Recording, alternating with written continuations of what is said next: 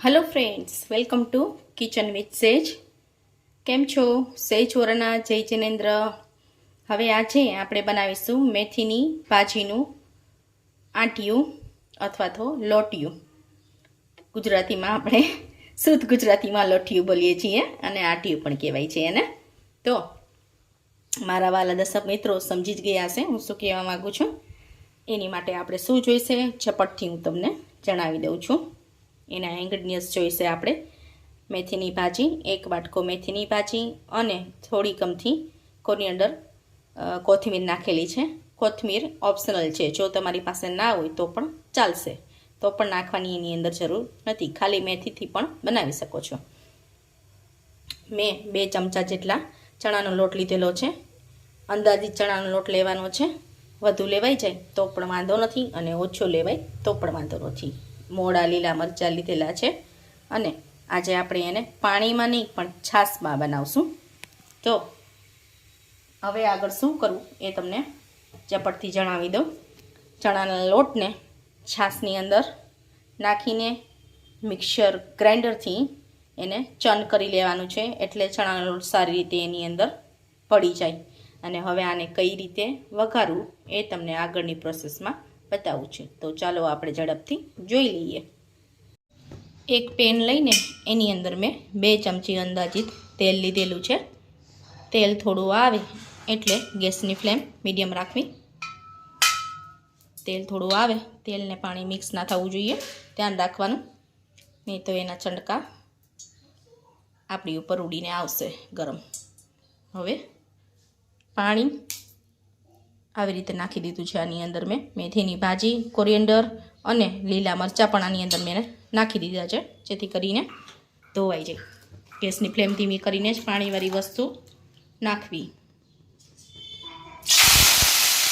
આ રીતે વઘારી દેવું। આ રીતે વઘાર્યા પછી ગેસની ફ્લેમ ધીમી રાખવી।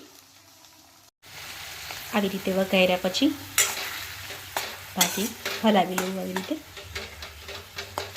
હવે એની અંદર ગેસની ફ્લેમ મીડિયમ રાખવી। એની અંદર સોલ્ટ અને મીઠું અને હળદર નાખું છું સ્વાદ અનુસાર। વધતા ઓછા પ્રમાણમાં હશે તો પણ ચાલશે।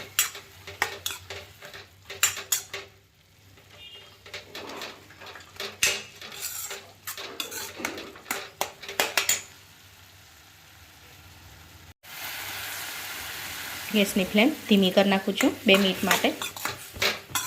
फास्ट राखी थी। मेथीनी भाजीने चढ़ता वार नहीं लागे अने मरचा पण झीना सुधारेला छे एटले एने चढ़ता वार नहीं लागे।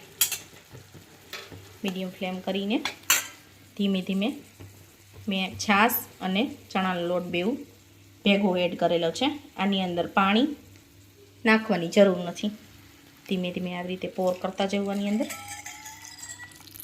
हवे गैसनी फ्लेम थोड़ी हाई कर नाखशो तो पण चालशे। आ रीते हलावता जाओ।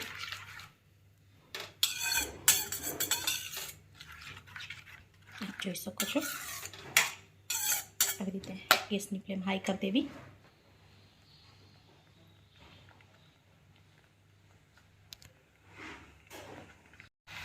जो आ रीते लम्स ना पड़े एटले मैं चणानो लोट अने छाश बेवुं ग्राइंडरथी चर्न करी लीधा था।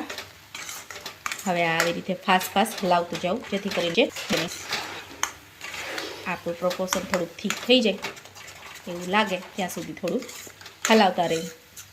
फास्ट फास्ट हलावुं केम तापे आप जोई शको छो। जो 5 થી 10 मिनिट में फास्ट फास्ट हलाव्या पछी आपणुं आटियुं आ रीते तैयार छे।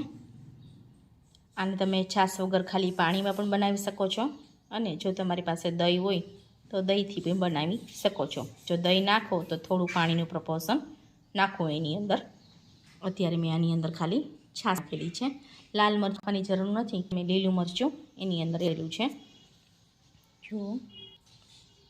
सो फ्रेंड्स, फाइनली आ गुजराती ट्रेडिशनल रेसिपी આટિયું તૈયાર છે. લોટિયું કહો તો લોટિયું અને આટિયું કહો તો આટિયું. આ રીતે આપણું મેથીની ભાજીવાળું તૈયાર છે. એકલી મેથીની બનાવશો સારું લાગશે, કોરિએન્ડર મિક્સ તો પણ ટેસ્ટમાં કાંઈ ફરક નહીં પડે. હવે આના વિશે કંઈ વધુ હજી જાણવું હોય બિગનર્સને તો મને કમેન્ટમાં જરૂરથી જણાવજો. લાઇક, શેર અને સબસ્ક્રાઈબ કરવાનું ભૂલતા નહીં, જેથી કરીને મારી નેક્સ્ટ રેસીપી તમે ક્વિક, ઇઝી અને ફાસ્ટ જોઈ શકો. Thank you for watching. Thanks.